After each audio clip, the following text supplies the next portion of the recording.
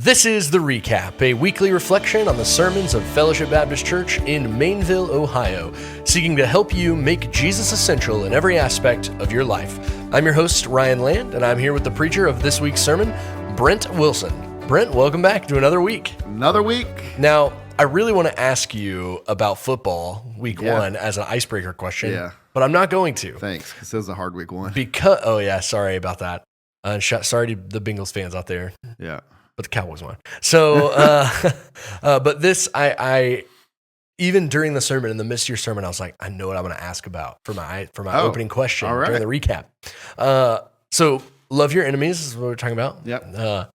Who is your favorite? And you can give me a couple different answers, because I got a couple of different answers. I feel like, who is your favorite, or what's your favorite type of like villain in a movie or a book or a TV show? Like, it doesn't even have to be like a specific villain, but I like it when it's like this kind of villain, but it can be specifics too.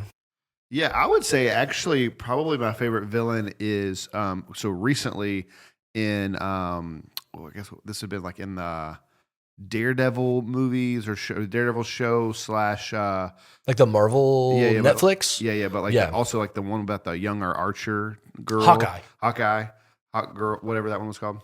She's hot. She's Kate Bishop. Yeah, her. So she doesn't have a superhero name that I know of. So she probably does. Yeah. So he was in this, but it was the Daredevil movie shows. So, what's the dude? What's the big fat Kingpin. So he was like stares at that painting. Yeah. So he was like complicated. Mm-hmm. Like you kind of like he's not just like pure evil. Mm-hmm. It's like he has these complicated emotions, complicated feelings. Like he's like gotten motivations. Yeah, he's like gotten to this place because of tragedies or things that have happened in his past. It's not just like, oh, he was born evil, or it's like it's an alien, just evil alien or whatever. Yeah. It's like, no, this was like complicated, and like that's kind of why Star Wars has kind of tried to do this a little bit, make some sort of like complicated things like the Jedi. Oh, it's complicated. Like maybe they weren't always the best guys. They were, in this Acolyte show that just came out, it's like they were like kidnapping children, sort of. It's like, oh, so I like complicated. Yeah. I like it's like, I gotta wade through this. Or like, another great example would be Battlestar Galactica. So the bad guys are these Cylons, these robots, but they're become so advanced, they're biological and they're humans. There's no, they're all organic, and so it's like, are they the bad guy? Are they artificial? Are they the bad guy? Yeah. And it's interesting about Battlestar Galactica because the Cylons worship one god and the humans worship many gods. And so I just like that complicated. Like I got to think about this. Well, so it's interesting. It really depends on the context for me with the complicated, because I do like a complicated villain.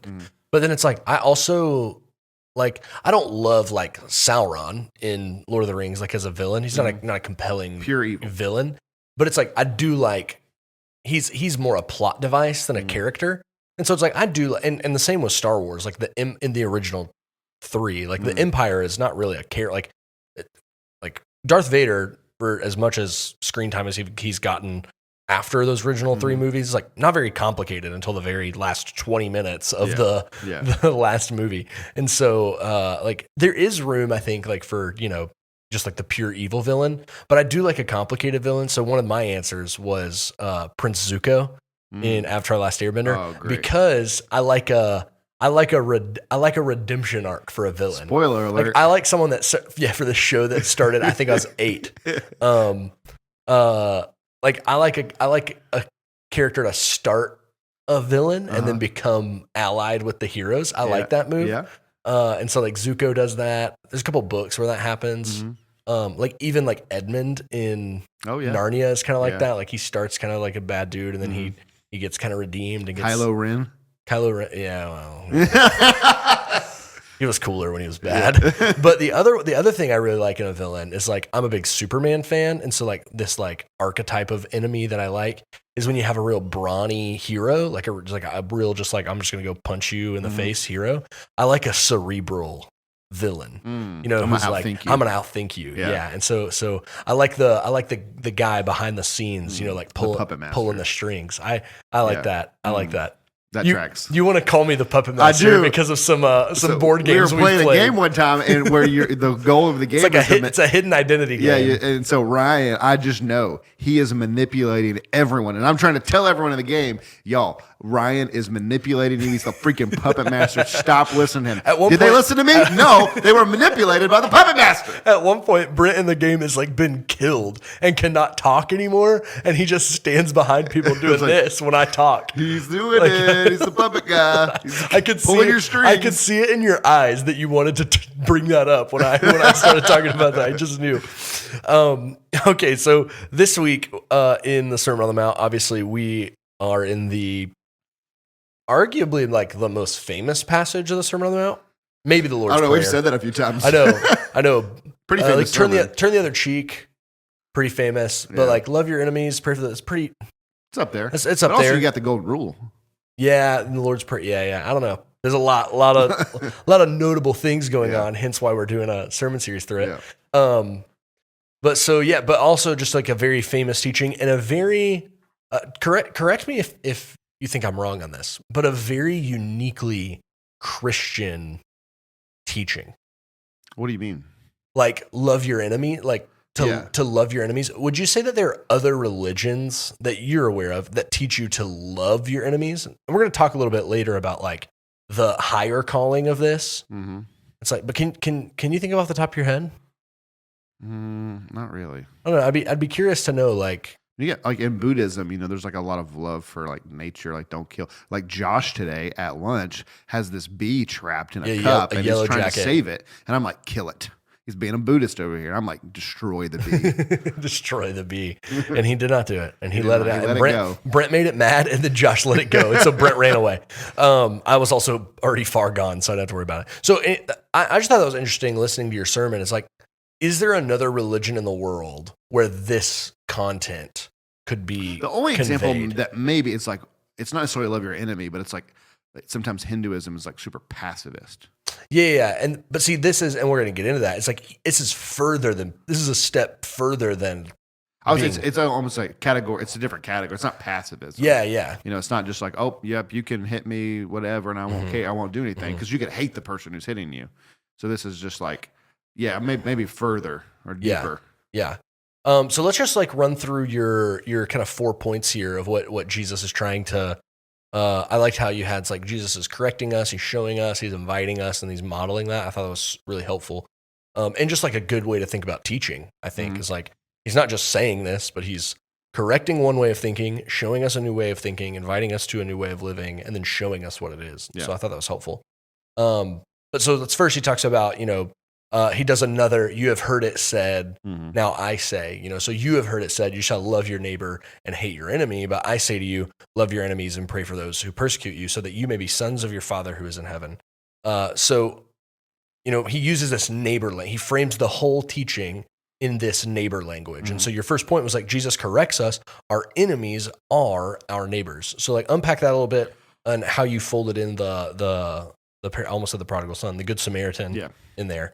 Well, it's so interesting that Jesus quotes this thing that you've heard it said, and while he is referencing a passage of Scripture, he is not directly quoting it because it was so prevalent that what they quoted was the interpretation from the religious scholars that they understood. You've heard it said, love your neighbor but hate your enemy, when really Leviticus 19:18 says, you shall not take vengeance or bear a grudge against the sons of your own people, but you shall love your neighbor as yourself.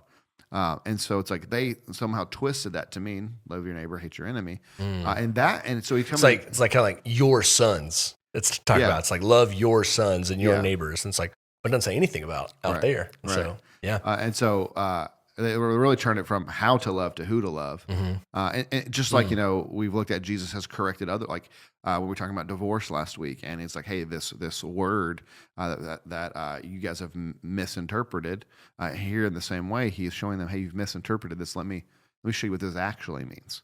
And so your neighbor isn't just your friend or family or your same ethnicity or your nation. It's not just the Jewish people in this context. Your neighbor is literally everyone. And so whether that's friend or foe, they're all your neighbor. And so when you talk about the Good Samaritan, that's going to come up later. The lawyer asking the question to Jesus, who's my neighbor? Jesus having a kind of insight into his motivations. The text tells us that he's asking in order to justify himself, because he wants to be affirmed in that, hey, I love my people, but I'm hating the Gentiles, the Samaritans, the tax collectors, whatever. And I want you to affirm that I'm right in this. And Jesus, I love that Jesus just doesn't answer the question he's asking, but just kind of gives an example of how one loves a neighbor and makes the bad guy in their mind the hero. And so love that.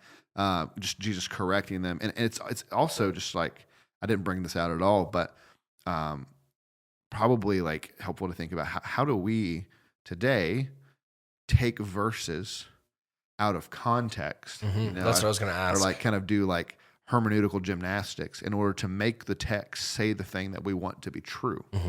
I think we do that a lot. Yeah. And one thing, that is interesting here is, the Leviticus quote that you pulled, talking about your loving your sons, your family. And particularly here, Jesus is saying, and we're going to talk this about a little bit more later, but it's like that he roots this in being in God's family. Oh yeah. It's not just to love the people, that you already are naturally inclined to love, but the people that you would push furthest away are the ones that you are to love. This may be helpful now, but also we're going to get into this a little bit later, but like maybe just defining a little bit, like what does it mean to love someone? Like how is it, how I think we can culturally misunderstand that. It's like to love your enemies. And so like, what does it mean to like really like love someone? And like, how does that like play out? I think is a good thing to think through. Yeah. I talked about this a little bit toward the end. It's like, well, to love your neighbor as yourself. So how do you love yourself? You care for yourself. You provide for yourself. You're kind to yourself, gentle, less critical of yourself, all these things. So I think that's a good starting place. Love is also not approval. So to love your enemy doesn't mean to approve of what they do. Yeah. Or celebrate or be thankful for. To love them is to want their good, to pray for and to seek their good. Yeah. Just like you want to pray for and seek your own good. And so it doesn't mean washing over things or sweeping things under the rug or anything like that. It just simply means you care about them and you care for good things to happen to them. Yeah. Yeah. I think that's just helpful as we're going to say that a lot, through the episode. It's just helpful to be like, what does it mean to actually just like love someone? Cause I think we think, it's like, it's just like warm fuzzies. Like we got to have positive emotions and positive thinking. Probably and positive. In a lot of ways, it's less about your feelings and more about your actions. Yeah. Yeah. Let your feelings catch up. We talked about in youth not too long ago about how love in Greek is usually used as like a verb, like to love something. It's not this passive thing; it's an active thing. And so I think that's like intentional. Yeah. So just to like, I don't want to get into this too much, but it's like, because we don't really live in a time. The enemies to the Jewish people in Jesus's day in the first century Near East, they're very clearly enemies in their midst, tax collectors, Romans, outsiders, the Samaritans, like we talked about, so there were very clearly very clear enemies around them that were like actually actively seeking their bad. Yeah. How do we think they're in this modern day? We don't have interaction with a lot of people who actually just like want us dead or like want to control us or whatever that may be. So how do we think through like who is like? I feel a little bit like it's the reverse of the guy, the lawyer, the scribe asking about the Good Samaritan. He's like, who's my neighbor? Like I'm like, who is my enemy? Who do we think of as our enemies? Who do we need to learn to think of as our enemies? Yeah, you're right. Like you probably don't have enemies in the same sense, and so it's like it's difficult people. It's people when we talked about anger a couple weeks ago. This type of anger that really is this dehumanization anger, right? That's like I wish you don't deserve the air you breathe, right? You're not worthy of the ground you walk on, sort of thing. And so like the people that you just could care less about, the people that frustrate you, that are against you, and you're just, I'm done with you. I want nothing to do with you. Those types of people, the people that you wish ill of. Yeah. The people that you're like, man, I kind of want them to slip and fall and hit their head. or the people that, and the place where we probably actually do talk about using the language of enemy is political enemy. Mm-hmm. No, for sure. And so I think that's a big one. It's like you tell the story about some people that or knew that, like took put the faces of the political people like up on the gun range to like practice their shooting, blow their heads off. Yeah. It's like I think you're right. I think specifically in the term enemy, that's where we hear that employed most often is in politics. Mm-hmm. And whoever's on the opposite side of me, that's the enemy. And if you go maybe like if you count us individually as a part of our nation, you might look at Russia or China as North Korea. North Korea is our enemies Iran. from a country perspective, and it's like, hey, we should pray for the good of Russia and China and North Korea. Like their people would prosper and do well. Yeah. I think that's a helpful way. I think to categorize this thing. It's like you have like a personal. I'm just like thinking through this. I've never thought about this before, but it's like you have like personal enemies, right? Yeah. It's like the people that you like struggle with. That you're like, if I woke up tomorrow and they never showed up at work or never showed up at our team's ball practice and they never showed up again. It's like I'd be thankful for that. It's like that person. And then you have like sort of the outside of yourself, political figures, celebrity figures that you don't like, that you think are bad or harmful or whatever. And then I think, you have this kind of macro level where it's like as a group, it's like the countries or the ball teams. Yeah. I thought of like even like other denominations of churches that we think like those people are like, they're bad. They're like enemy. Like I think maybe even in church culture, we'd be like, that person's an enemy of the gospel. Mm-hmm. And it's just like, hey, that's probably the person like you need to pray for. And that's going to be humbling for you. Yeah. And so I think that's just helpful for all of us to think through. It's just like, how do we identify who even is our enemy? Because it's not like the Roman oppressor, like it was when Jesus was giving the sermon. So then when we move, and we've touched on this, we move on from who is our enemy. Our enemies are our neighbors. We're to love our enemies as our neighbors. They're one and the same. Is that Jesus is showing us this higher calling? It's not just I love this line. It's like Jesus doesn't call us to just tolerate our enemies, just put up with them, but he's calling us to love your enemies. And so, what does that look like? How do we do that? What's he trying to teach us? Yeah. Well, he mentions in this section, particularly to love them and to pray for them. Pray for those who persecute you. And I just think that's such a huge practical step. It's like, hey, I got this person I cannot stand. I want nothing to do with. I wish ill of them. And I want to change my heart in that. Start praying for them. Literally a pastor friend of mine who preached on this text a year ago was telling me this week, as I was telling him I was preaching about it, he said he had this woman come up to him this week. He said, hey, pastor, I wanted to tell you that you preached that sermon, and I started praying for this person I just despised. And they have not changed, but I have. Yeah. And so I think praying, you can't not change if you are genuinely, earnestly, daily praying for a person, for their good, for God to work in their life, to God save them, God protect them, all these things. It's like, if you're doing that, your heart will change and you will slowly begin to want those things for them. Yeah. So I think that's where it starts, at least. Yeah, for sure. What like I've done that. It's like, I don't know if I was as dutiful as this woman that you told the story about. I'm doing it for a year, but it's like, there have been people who have been like, I cannot stand this person. And they drive me nuts. Yeah. And it's like, it was like all in like sort of an online context. I was like, I just cannot take this person. And I kind of did this, and it's like, and it does just like you see their name online or whatever, and your mind does not go to like whatever thing you were mad about. It goes to your prayer for them. But I do think there can be a danger in this where like our own sinfulness can sometimes get in the way. It's like that we can pray for someone.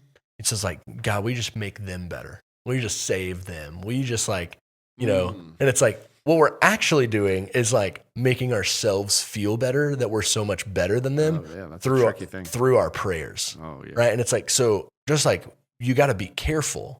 It's like when you do this, like do it earnestly, right? Do it because you want them to change, to know the Lord. And even praying, Lord, help me. Yes. To love them. Yeah, that's exactly where I was help me going. To change my view of It's them. like, but more importantly than changing them, God, I want you to change me. It's like, cause I have, a semblance of a role in that. Right. And so, I think that's really important. I think there is a way that we can do that in kind of like anybody got any prayer requests, kind of like gossipy way. Yeah. And so, making sure when we're praying for enemies is we're doing that in humility, not in smugness or moral high ground kind of way. Yeah. Because that can be like super dangerous, I think. Yeah. The other part in this section that's really, really hard is the fact that Jesus, he's calling us to this higher standard. And he's saying, look, if you guys are not loving your enemies, you're just doing what everybody else does. Oh, yeah. You're only greeting the people you like. You're only loving the people that you like you back, that care for you. And it's like,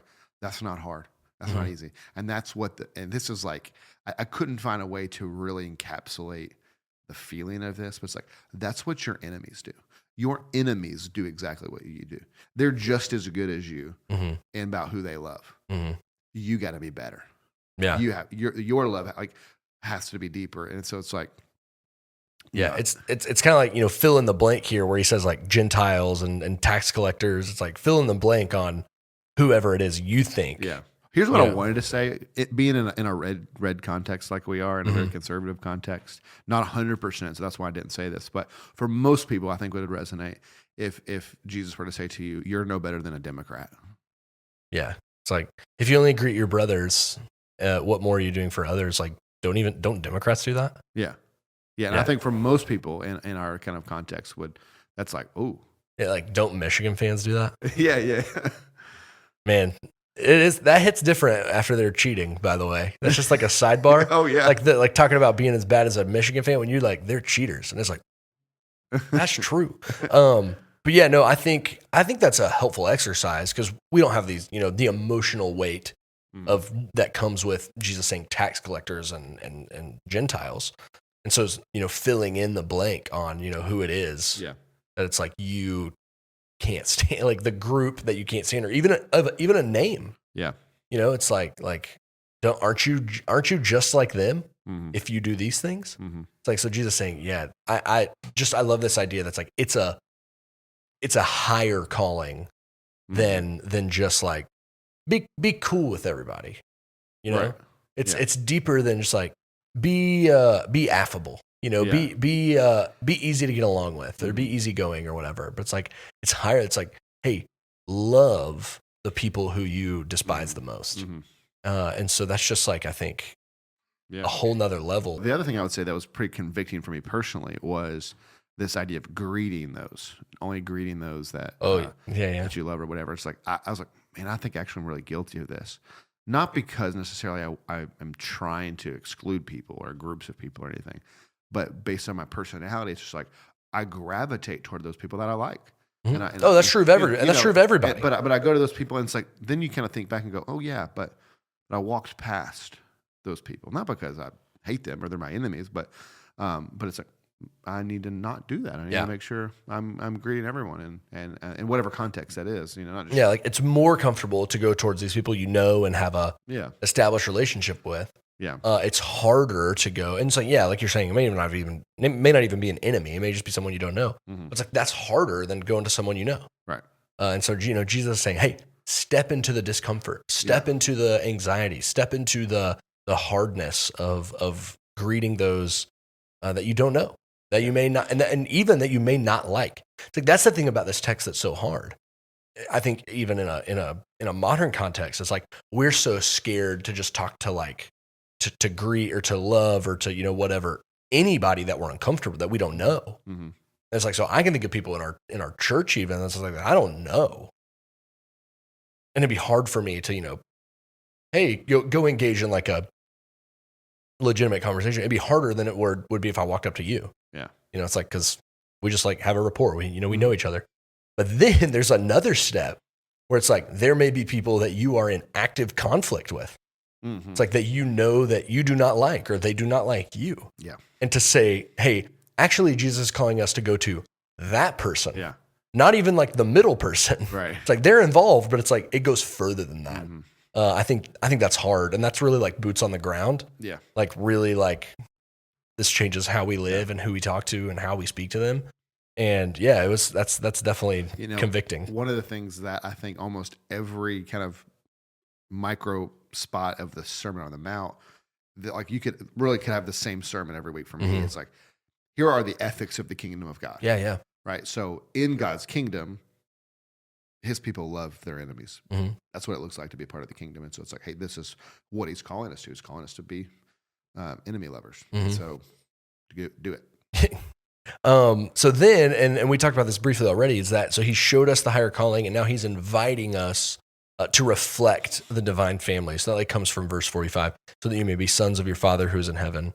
And then you add it, he adds this. I almost said you, like you wrote this. For he makes his sun, S-U-N, rise on the evil and on the good, and sends rain on the just and the unjust. And you were exactly right when you talked about the rain thing. What do you mean? Like I've always thought that was negative? like about bad stuff. Like the sun is the good stuff and the rain is the bad stuff. Yeah. So kind of like split that into two for me. Talk about what it means, about being in the family of God, and then let's talk about the rain and the sun and the rain on the just and the unjust. Yeah, so we've been adopted into the family, and so he's saying, hey, you need to take on the family resemblance. Like this is what we're just talking about, like kingdom ethics. Like this is how this family works. It's very akin to people who adopt children nowadays, particularly a child that's a little bit older. Hey, you've come into this family, you're 10 years old. You came from a family that looked like this, did these things. And this family that you're in now, that's not how we act. We do this or that and that. And it's like, and so there's a growing sense of like, hey, this is what it's like to be a part of this family here and now. And so we've got to kind of grow into that. So I really kind of think that's kind of the idea. Yeah. I think I like you even have some like the story of salvation going on. Yeah. In the Sermon on the Mount, and it's like, being not just saved, but then also like this adopted language, and then going into exactly what you just said. It's like that not only we're not just citizens of the kingdom, we're sons and daughters of the king of the kingdom. And so like we carry not just the, you think about Prince William and Prince Harry and all those people. It's like they don't just carry the responsibility of living in England. They are the culture setters, the standard bearers for the whole country. Yeah. And so that's akin to what Jesus is saying here is like, hey, you're not just citizens. You are, Paul will talk about how you're heirs. Yeah. And so I just think that's really important to think about. It's like being the standard bearer. Yeah. And it's not, like Jesus is setting the standard here. When you read this, and this is where you got to let the Bible interpret the Bible. When you read this, it's like, it sounds like he's saying that if you love your enemies, you'll become a son of God. And just the rest of the scripture doesn't allow you to get there. And so it's like, okay, no, what he's saying is that when you become a son of God, you love your enemies. Because that's what God does. And then he gives us this example. Yeah. How does God love his enemies? Well, he lets the sun rise on everyone and the rain fall on everyone. And so like, what's going on there?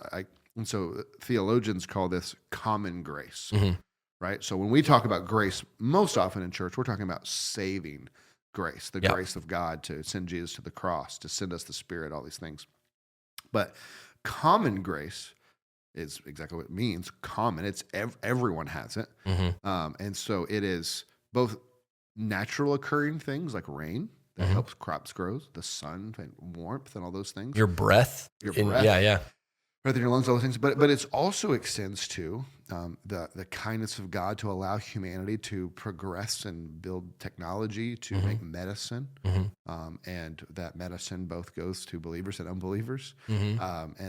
All those types of things. That's good. Yeah. And those are common graces of God that he extends to all humanity to have and do. And, like you think like logic, just like the way the world functions, is like, that's not just for us. It's for the good of even marriage is a common grace, not given to Christians, but given to humanity. Yeah. And so I think that's a really important thing to think through when we think about the character of God, is that it just helps us know God better, is to think that, hey, he is all good gifts come from above to the believer and the unbeliever. So anything good that happens to anyone around you is a gift of God, like is part of this common grace. Yeah. Herman Bavinck has a great chapter on common grace in his like systematic theology book called the wonderful works of God. And the cover of the wonderful works of God that I have is like this guy, like it looks like he's dancing like on the cover. And it's like, I read that chapter and I was like, I get it. Like I get the cover of this book because it makes you it just fills you with so much joy for the world that God has like is not just giving individuals that he has deemed, as recipients of his grace, but he's saying, hey, I'm actually so good. I've got to extend my goodness to everybody in these ways. Yeah. And so that kind of takes us into our final thing is that, Jesus models this, that he loved us when we were enemies. Yeah. And so that, relate that kind of back for us is like, how does that relate to common grace? And then how does Jesus show us how to do this? How does he encourage us how to do this? Yeah. So not only does God love all people, including his enemies, that starts with us. We were enemies. Yeah. It's like all people, there's no neutral state. Yeah. Yeah. I think we get this idea that's like, there's like really bad people who like worship the devil or whatever, I don't know, or they're terrorists, like the really bad people. And then it's like, you got these like neutral people who are like, they're like, he's a nice guy. It's like, he's not a Christian or whatever. He's not. And then there's like really good people. And, but that's not the story that scripture gives us at all. Really, there's one category of people and they're enemies, bad people. And so, Romans 5, ends with, in verse 10, for if while we were enemies, we were reconciled to God by the death of his son. And so we were all enemies. And so the only way you're going to become a person who is loving their enemies is to realize you were the enemy of the cosmic God.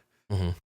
And he did an incredible work in order to fix that. And it's, we always try to think about the cross and try to think about it from different angles, and to think that on the cross, Jesus was treated as the enemy of God. Mm-hmm. And God smited his enemy, Jesus on the cross, mm-hmm. so that we, his actual enemies, could be treated like Jesus, the Son. And so you have this great exchange. Mm-hmm. Jesus is treated as an enemy so that we could be treated like Jesus as sons. And so, but if you don't understand that's who we were, and that's in the magnificent love and grace of God, that's what God did, mm-hmm. to send Jesus to the cross, treat him as an enemy for us, then you'll never have the motivation to go and treat your enemies mm-hmm. with love. Yep. Because you've not experienced that yourself, or you don't realize you've experienced that yourself. If you think you're a pretty good person who God did a little bit for, then you'll do a little bit for other good people. Or that, you have come to the realization, right, that you, it's like, oh, I need God. I've come to the realization, mm-hmm. right? So like, then you call out to God and God saves you. Yeah. Like the responsibility's on you. Mm-hmm. Then you think it's like, well, all these people just need to figure it out and get it together. Right. And you're missing that. Well, here's what God did so that I could see that mm-hmm. and believe that. Mm-hmm. Like he went to the cross. And so, yeah, you've got to see who you were and what God did so that you can see who others are and how mm-hmm. you treat them in light of that. Yeah. It's like we've been going through this book, The Gospel-Centered Life in Youth. And we talk about the two elements that help us keep the gospel central in our lives is understanding God's holiness, mm-hmm. how perfect and transcendent God is, and how sinful and bad we are. Oh, yeah. And that's not just the amount of our sin, not just knowing how much we sin, but also knowing the depth of our sin. Mm-hmm. Someone talked about at a conference we went to once, like sin origin. The word sin comes from like this archery mm-hmm. Term, and it's like it means like miss the mark. Yeah. And so it's like, I think we kind of carry that. It's like, oh, we were like off a little bit. Like we missed the mark. You missed the whole daggum target. Well, it's like, this guy talked about, he's like, it's not missing the mark. It's like, imagine, like in Robin Hood, mm-hmm. when they're having like the king and the queen and the princess, and there's, like the shooting contest or whatever. And so you got all the people. Sin is not just like being a little bit off target. Mhm. It's taking the bow and turning around and shooting it at the king, like trying to take him out. Ooh. Like you're his enemy. Yeah. That's what sin is. You're a rebel. Yeah. Like sin's not just like, oh, I was a little off. Yeah. No, sin is in direct retaliation of who God has shown himself to be. Yeah. And so like when we understand that, it's like we were shooting arrows at the king and he's taking the arrows for us so that we could be treated like princes. Yeah. That's when you start to understand and you can more easily extend that to other people. You've got more motivation. Yeah. And so that, I mean, how does that help? We didn't get to talk about this much in your sermon, but how does that help us think through verse 48 at the end of this teaching? You therefore must be perfect as your heavenly Father is perfect. What's Jesus' point there? Well, so it's interesting. He's been quoting Leviticus throughout this entire sermon. Yeah. And that phrase, tweaked a little bit, is quoted, I think, 7 times throughout Leviticus. But it's be holy as your heavenly Father is holy. Really think I think that's the idea. And he's saying, hey, this is what it looks like in my family. Go do it. And so God loves his enemies. You go love your enemies. Knowing we're not going to be perfect yet, but he's going to make us that way one day. Yeah. And so we're going to get there. And so we're saying, hey, that future reality that we're going to be the perfect people who love their enemies perfectly like that God does. Let's start doing that now. I think it's more. You pull that back. Pull the thread back. Yeah, it's good. We got one question. Anything else you want to say about the sermon? Didn't get a chance to say before we move on to this question? I would just lean in a little bit to social media. It's really easy to be a keyboard warrior and to take these people who are you don't know or they're just figureheads about whatever like whether that's the football coach or the fan of your team or the politician or the mayor, local whoever, and it's easy to get on there and just throw arrows and shots and just run them down, and particularly in that example, it's like. Man, people got hard jobs. Things are difficult. Things are complicated. And they may actually be corrupt and evil and bad. And you're still called to love them. Yeah. And that starts when you don't know them and you're behind a keyboard and what you say and how you say. And imagine the response from lost people if what they saw was Christians get on there and go, hey, man, I don't agree with everything this person's done, but man, I'm praying for their good. I'm praying that God blesses them. It's like people would not know what to do with that. Nope. That doesn't mean you have to vote for certain people. That doesn't mean that you have to approve of certain people. That doesn't mean you have to celebrate the things that they do. It just says, hey, it doesn't say don't make them your enemy. They're your enemy. Like I'm against everything this person stands for. But I'm going to love them because they're my neighbor. Yeah. And if I find that person in need, I'm going to help them. Yeah. Like if that person that comes and knocks on your door and is like, I'm in trouble, I need help. You going to slam the door or you going to say, come on in? Yeah. And if you say like, no, I'd say come on in, but then you'd go still, thrash them on social media or whatever. It's like, maybe evaluate what your first answer. Yeah. I think just like other part of that social media piece is not just like what we do, like what we say on social media, but also like what we consume. Is what we consume teaching us in this like shaping us way to hate, to not love people who are different than us. All the things we consume is teaching us to hate everything. Yeah. And so it's like, I think, and that's why the politic thing is such the right illustration here, is because the rhetoric around politics has just amped up so much. It's like everything's at stake. The world's at stake. The country's at stake. They're the enemy. They're going to destroy the country. Everything's going to go bad. And it's like, oh, maybe, man, but still called to love them. I just thought of like the perfect show example of this. Okay. Because the show actually does it to the viewer. Okay. And I remember when it happened. So it's Ted Lasso. Great show. Season 3. Nate, has been like the team manager and yes, and kind of goes off the deep end and is like awful. And at the end of season 2, you hate Nate. Yeah, you hate him. And then at the beginning of season 3 is like, it's like he's betrayed Ted. He's he's like done all these horrible things, treated people horribly, and then he comes back to their team. He realizes I'd done good. And he apologizes and Ted forgives him. And it's like, and the show like moves on like that never happened. Yeah. And I remember like me and you were like talking about it and we're like, what, why'd they just move, like plot wise? We're like, why did they move on? Like none of this stuff, it was like so abrupt and they just moved on. And it's like, but I actually think it's trying to teach us like what it looks like to love your enemy. Yeah. And they may not know that, when they're making the show. I'm not trying to say Ted Lasso's this Christian show, but what it's showing us is like, hey, you can actually love your enemy and not hold on to all these things that they've done. And it's like, and even in us, the viewer, we were like, don't do it. Don't forgive him. Don't love him. And or make a bigger deal about it. Yeah. Make him grovel a little bit. Make him have to really make up. Oh yeah, because he comes in and I don't even think he says I'm sorry. Yeah. Like I think Ted maybe even I can't remember it super well. I'm gonna have to go watch it now. Man, darn, gotta rewatch Ted Lasso. But it's like I think that exposes the tendency in us to be like, make him suffer, make him pay, make him whatever. And it's just like Ted just loves him. No. Just gonna love him. Just gonna take care of him. Yeah.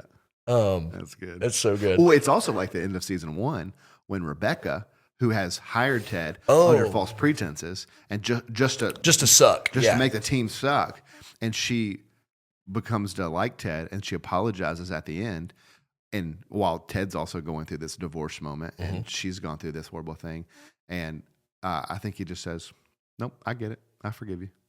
Yeah. And it's just like, oh my gosh. Yeah.